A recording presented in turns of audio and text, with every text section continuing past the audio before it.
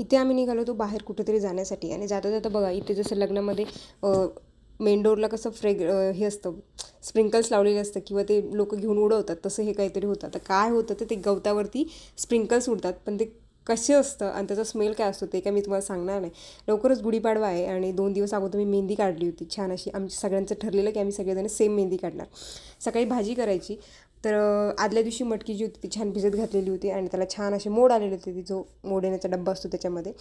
तर त्याच्यामुळे म्हणता ना आपण भाजी जर ठरवलेली असली तर स्वयंपाक करायला अर्धा तास पण लागत नाही. जर भाजी ठरवलेली नसेल तर 1 तास ते भाजी विचार करण्यातच जातो.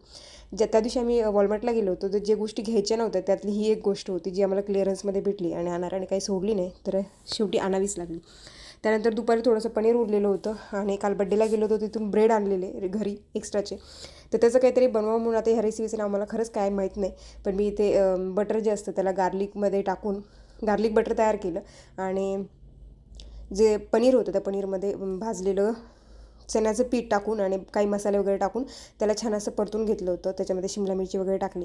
त्या ब्रेडला जो होतं मी खाली बटर लावलं, त्याच्यामध्ये सगळी भाजी टाकली, थोडेसे कांदा आणि टोमॅटो टाकला, त्याच्यानंतर थोडंसं चीज टाकलं आणि त्याला मी जे एअर फ्रायरमध्ये असतं ते थोडंसं बेक केलं. पण जे मी व्हिडिओ बघितलेलं त्याच्यामध्ये तसं चीजी असतं, कारण त्याच्यामध्ये मे बी जास्त चीज टाकले असतं त्याच्यामुळे. हे जे होतं ते एकदम क्रिस्पी झालं होतं. मला असं वाटलं की कोणाला आवडतं की नाही आवडतं माहीत नाही, पण मुलांनी आणि मिस्टरांनी दोघांनी मस्तपैकी खाल्लं. चला परत भेटूया उद्या, तोपर्यंत बाय.